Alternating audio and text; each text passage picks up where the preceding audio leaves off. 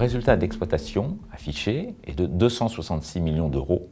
Il est en baisse de 597 par rapport à celui de l'année 2017. Mais le résultat net est négatif, à moins 153 millions d'euros. Nous n'avons pas pu tirer profit du contexte globalement favorable en termes de croissance. Et nous n'avons dû faire face également à un net renchérissement du prix du carburant. Air France a donc pris du retard dans sa trajectoire de croissance et d'investissement par rapport à la dynamique que nous avions enclenchée en 2017. Sur 2018, nous avons connu une croissance, mais moindre que ce que nous avions escompté. Croissance d'offres à plus 2,5%, croissance de trafic à plus 3,1% et de chiffre d'affaires à plus 1,2%. Mais tous ces chiffres auraient été bien plus positifs hors grève. Le résultat du quatrième trimestre 2018 est une perte d'exploitation de moins 62 millions d'euros. Par rapport au quatrième trimestre de l'année 2017, nous nous dégradons de 179 millions d'euros. C'est très largement en deçà de nos prévisions. Pourquoi? D'abord, la dynamique de trafic s'est essoufflée. Deuxièmement, le coefficient de remplissage a nettement reculé en décembre, moins 1%, et en parallèle, la recette moyenne par passager a poursuivi sa baisse. En conséquence, notre recette unitaire s'est dégradée. Nous avons perdu du chiffre d'affaires et la crise des Gilets jaunes a pesé négativement à hauteur d'environ 30 millions d'euros sur la recette du quatrième trimestre. Troisièmement, l'impact des variations de change et la hausse du prix du carburant ont ensemble pesé négativement sur notre résultat à hauteur de moins 135 millions d'euros. Et enfin, quatrièmement, nous n'avons pas baissé nos coûts unitaires sur le quatrième trimestre. Le groupe Air France n'est pas parvenu à dégager du cash en 2018. En effet, nos encaissements, c'est-à-dire les billets vendus et encaissés, les recettes maintenance, les recettes cargo, ont été inférieurs à nos décaissements, c'est-à-dire les dépenses courantes et les investissements. Ce que traduit la génération de trésorerie négative, ou encore ce qu'on appelle le free cash flow, qui est négatif à moins 150 millions d'euros, alors que nous avions plus 370 en 2017.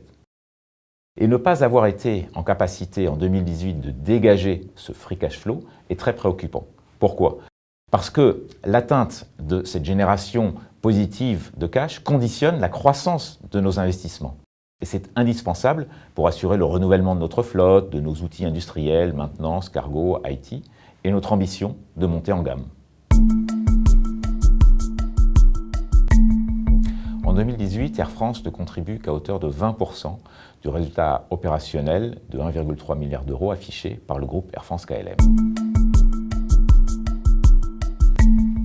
La marge opérationnelle, qui mesure la proportion du résultat d'exploitation par rapport aux recettes, est effectivement un bon indicateur de la compétitivité d'une entreprise. La marge opérationnelle d'Air France en 2018 s'établit à 1,7%, en baisse de 3,8 points par rapport à 2017. Cette situation nous fragilise dans un environnement hautement concurrentiel, mouvant et incertain. La marge de KLM est de 9,8%, en diminution de 0,5 points par rapport à 2017. Et la concurrence?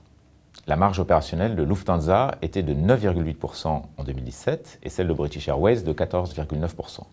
Sur les 9 premiers mois de l'exercice 2018, Lufthansa et British Airways affichent respectivement des marges de 10,5 et 16,3%. L'écart de compétitivité avec Air France s'est donc creusé en 2018. La progression annuelle de notre chiffre d'affaires, à plus 1,2%, reflète des situations différentes selon les métiers et selon les zones géographiques.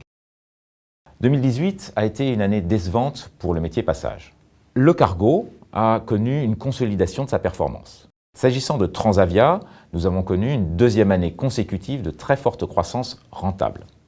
Enfin, on observe une dégradation de la contribution de l'activité maintenance. Notre capacité à maîtriser nos dépenses et à faire plus de flexibilité dans nos métiers reste bien entendu clé pour l'avenir. La capacité de mobilisation de l'ensemble des équipes du groupe est fondamentale pour atteindre nos objectifs de développement et de contribution aux résultats du groupe.